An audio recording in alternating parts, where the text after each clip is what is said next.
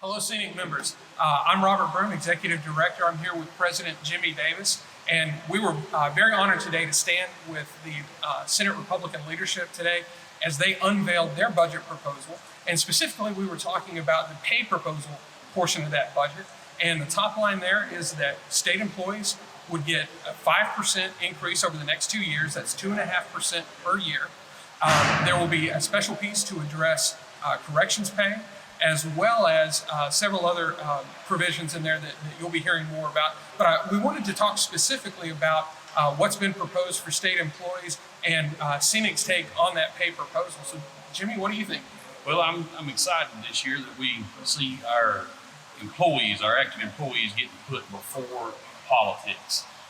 They're not an afterthought of the budget. They're moved in and pay raises for 2.5% for this year, 2.5% for next year, equaling that 5% for our active employees. I do hope that the House will go along with this. I'm excited to see in the prisons the amount of thought that's been put into how to secure these prisons and make them safer. I'm excited about that. These correctional staff and employees in prisons have a tough job, and I'm glad to see that they're trying to make it work better. The new equipment that they're buying in. The sad part of this budget is we didn't do anything for retirees. Talked to several of the senators after the press conference. They did echo some concerns in that as well, about not doing anything for retirees.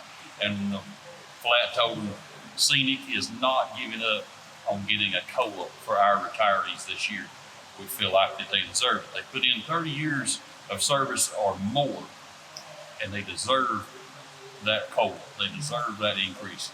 That loaf of bread costs them just as much as it does an active employee or the other person out here on the street. That tank of gas costs the same, and it continues to rise. Cost of living continues to rise, so we need to take care of our retirees as well. Couldn't agree more. And the sad fact of the matter is that years of mismanagement, years of bad investment decisions on the part of the Office of the State Treasurer and the State Retirement Plan have left that plan absolutely unable to provide a cost of living adjustment. In fact, I'm not even sure when the last time was that the retirement system had a self-funded COLA. And so we've had to, year after year after year, come to the General Assembly to ask them to address COLAs in the budget.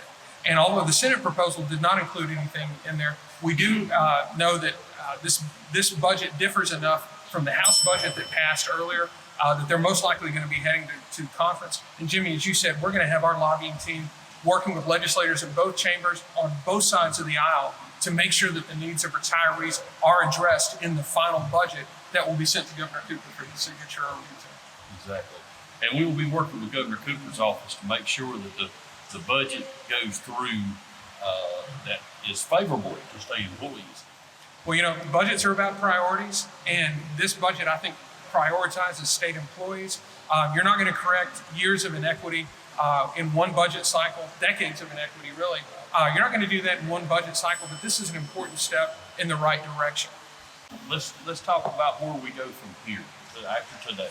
Well, where we go from here, Jimmy, is this bill will go through the Appropriations Committee process in the Senate. It'll be taken to the floor for a vote.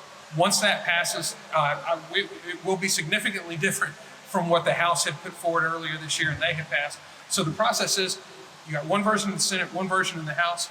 They will appoint what they call a conference committee. Some members from the House, some members of the Senate, they'll meet together and see if they can craft a proposal that will get a majority of support in both chambers. Once they've got a conference report that gets a majority vote in both chambers, the budget then goes to the governor for his veto or his signature.